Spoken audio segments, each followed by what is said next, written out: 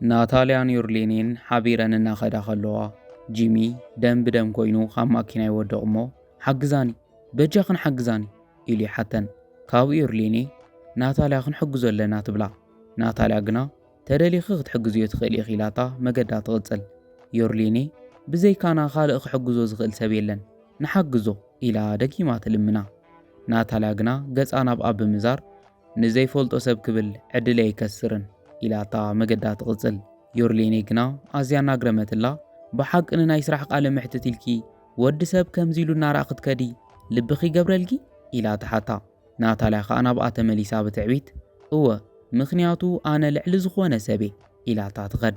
ዮርሌኔ ግና ንዓኣ ገዲፋ ብጉያ ናብ ጂሚ ብምምላስ እንታይ ኢኻ ኮንካ ኢላ ትሓቶ። ንሱ ከዓ ተሰሪቐ ኢሉ ይምልሰላ።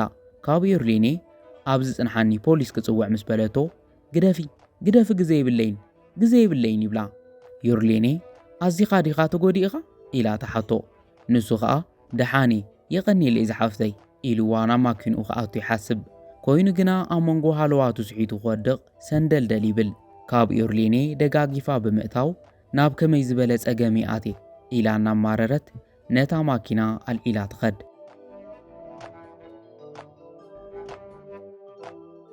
ብኻልእ ገጽ ናታልያ ናብቲ ትወዳደረሉ ቤት ጽሕፈት በጺሓ ከመይ ሓዲርኩም ኢላ ተኣቱ። ኣብቲ ቤት ጽሕፈት ዝነበረ ዳንኤል ከዓ ጽቡቕ ከመይ ሓዲርኪ ኢሉ ብሰላምታ ይቕበላ። ካብኡ ኮፍ በሊ ኢሉ ይዕድማ። ንሳ ከዓ የቐኒየለይ ኢላ ኣብ ቅድሚቱ ኮፍ ትብል እሞ መረዳእታታተይ ኣብ ዝመዝገበሎ ኢላ ትህቦ። ዳንኤል ነቲ ዝሃበቶ መዝገብ እናረኣየ ልምዲ ምህላውኩ ጽቡቕ ኢሉ ይዛረባ። ንሳ ከዓ እወ ብዙሕ ሰሪሐ እየ ኢላ ትምልሰሉ። ዳንኤል ከዓ ስዒቡ ብተወሳኺ ኣዝኺ ምልክዕቲ ኢኺ ኢሉ የድንቓ። ንሳ ከዓ የቐኒየለይ ንስኻ እውን ኣዝኻ ተፈታዊ ወዲ ኢኻ ኢላ ትምልሰሉ።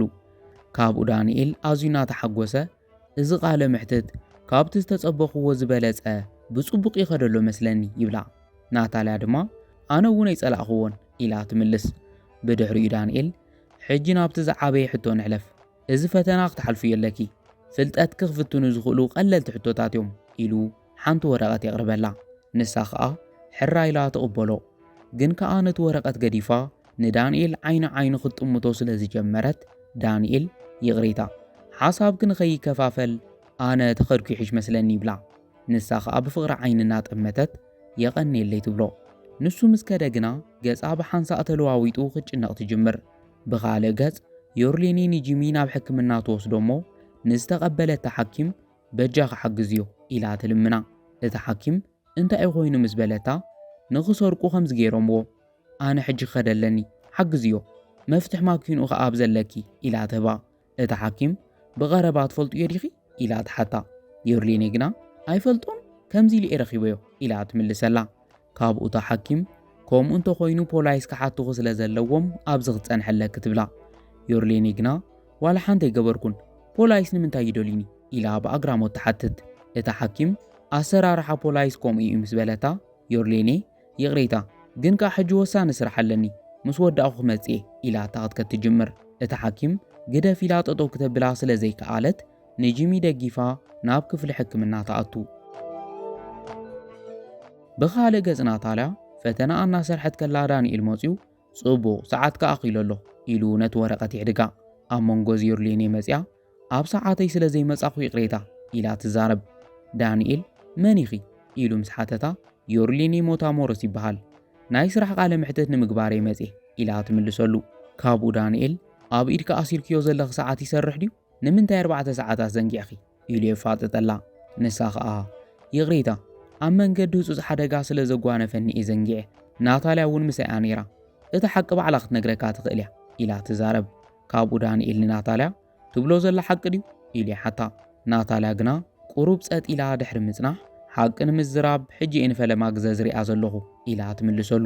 ንሱ ከዓ ንናታልያ ሓደ ሻዕ ንዝተዛረብኪ ሓሶት ንምዕራይ ካልኣይ ግዘ ምሕሳብካ ኣግባብ ኣይኮነን ኢሉ ይዛረባ።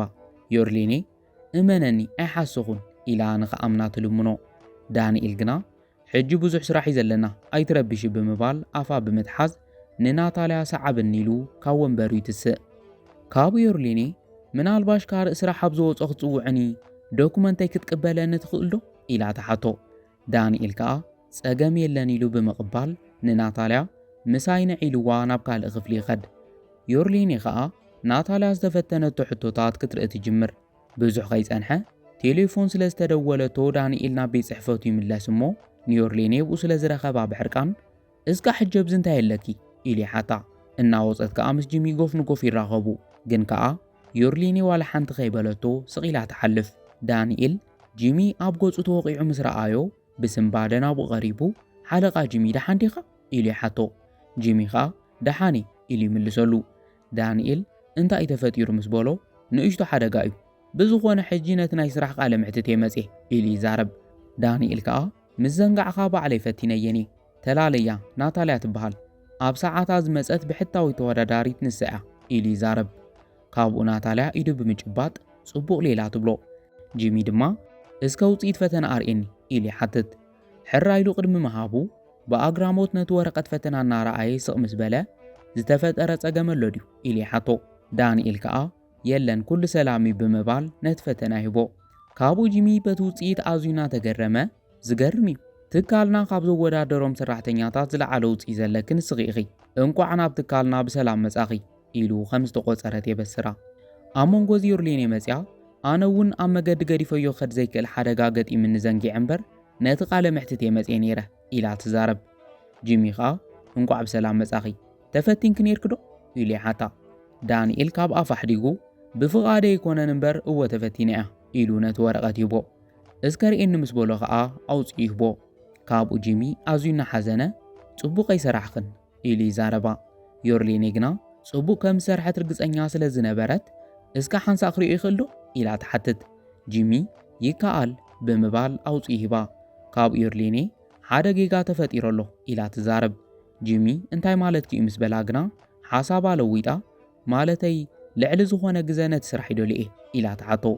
ጂሚ ከዓ ኣዝየ ዝሓዝን ካባኺ ንላዕሊ ነቲ ስራሕ ናታልያ ትምጥን ኮይኑ ግና ክትቅበልዮ ትደሊ ዲኺ ዝብል ዋላ እኳ ርግፀኛ ተዘይኮንኩ ናይ ሰራሕተኛ ፅሬት ሕፅረት ስለ ዘለና ናብኡ ከእትወኪ ይኽእል ኢሉ ይዛረባ። ዮርሌኔ ፀገም የብሉን ክሰርሕ ይኽእል ኢላ ትምልስ። ጂሚ ድማ ብኣግራሞት ርግፀኛ ዲኺ ኢሉ ይሓታ።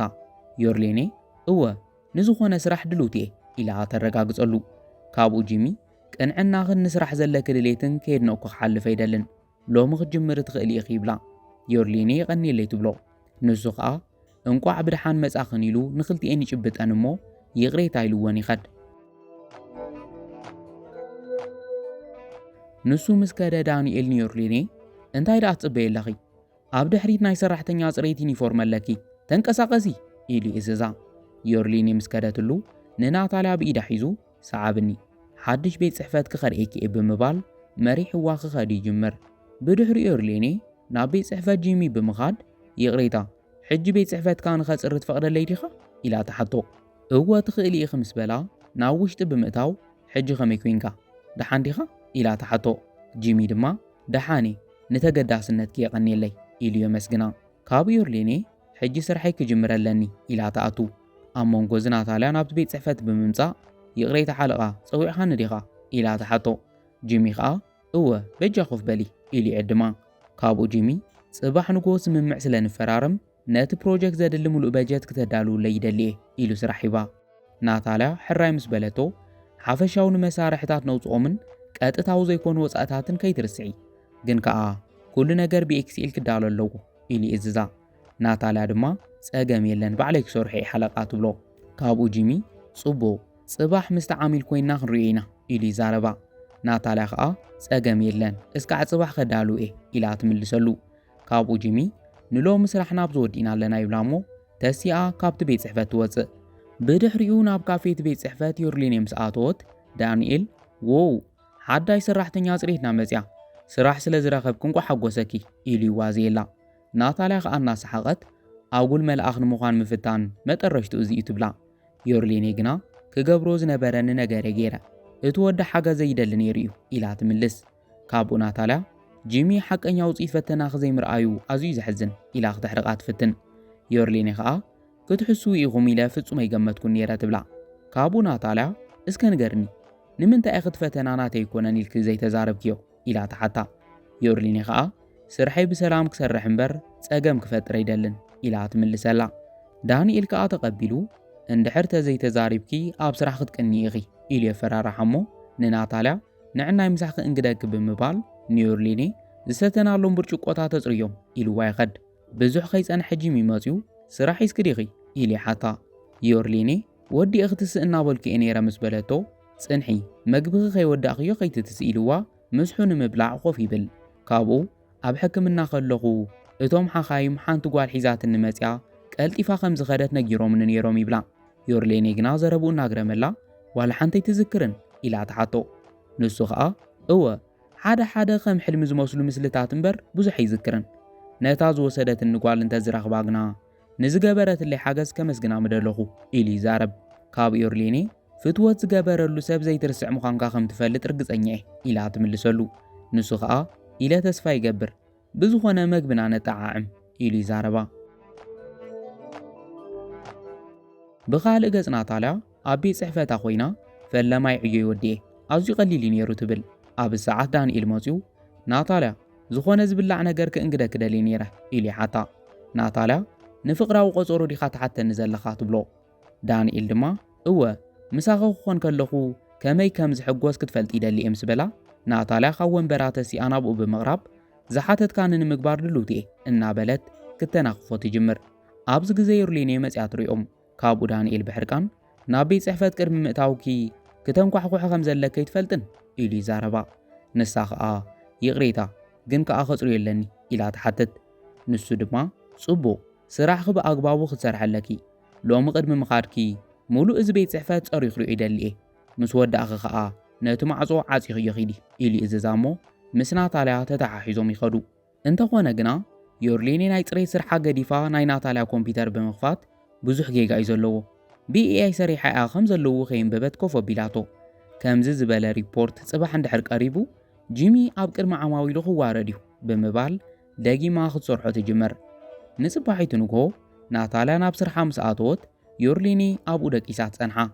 ዮርሊኔ ድምፃ ምስ ሰምዐት ተሲኣ እናፈርሐት ኣይተሓዝለይ ይቕሬታ ሃንደበት ድቃስ ወሲድኒ ኢላ ይቕሬታ ተሓታ። ናታልያ ከዓ ዝኾነ ነገር እንተተንኪፍኪ ወይለኺ ኢላ ተጠንቅቓ። ዮርሊኔ ህድእ በሊ ኣይተንከፍኩን ትብላ። ካብኡ ናታልያ ብንዕቐት ሕጂ ውፅለይ ኢላ ተጠንቅቓ እሞ ዶኩመንታ ሒዛ ናብቲ ኣኼባ ትኸድ። ብኻልእ ገጽ ንጂሚ ኣብቲ መእከብ ኣዳራሽ ኮይኖም እናተጸበይዋ እቲ ዓሚል ኣዝዩ ተሃዊኹ ሰዓቱ 10:00 ምርኣይ ስለ ዘብዝሐ ጂሚ ይቕሬታ ኣቶ ክርስቲያን ሕጂ ክትመጽያ ኢሉ ይዛረቦ። ብዙሕ ከይጸንሐት ናታልያ መጽያ ስለ ዘንጋዕኮ ይተሓዙለይ መገዲ ተጨናኒቑ ኣብ ሰዓተይ ክመጽእ ኣይከኣልኩን ትብሎም። ክርስቲያን ግና ወይዘሪት ኩሉ ግዜ ካብ ገዛኺ ቀዲምኪ ምውፃእ እቲ መፍትሒ ኢሉ ይወቕሳ። ናታልያ ሓቂ ኻጥፊ እየ ምስ በለት ጂሚ ናታልያ እቲ ዝኣዘዝኩ ሪፖርት ተሰሪሑ ድዩ ኢሉ ይሓታ። ንሳ ከዓ እወ እቲ ዝሓተትካ ንኹሉ ኣብ ዘለካ ኢላ ትህቦ። ካብኡ ጂሚ ንክርስቲያን ሙሉእ ዝርዝር በጀት ዘድሊ ሓይሊ ሰብ ምህርትን ከስብን ኣብ ዘሎ ኢሉ ይህቦ። ክርስቲያን ድማ ጽቡቕ እዚ ሪፖርት ጽቡቕ ጌርና ንመርምሮ እሞ ብቕልጡፍ ናብ ስራሕና ንኣቱ ኢሉ ይዛረብ።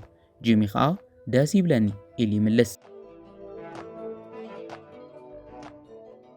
ብኻልእ ገጽ ዮርሊኔ ጀሚራ ዘቋረጾቶ ስራሕ ጽሬት ንምፍጻም ናብ ናይ ናታልያ ቤት ጽሕፈት ትኸድ።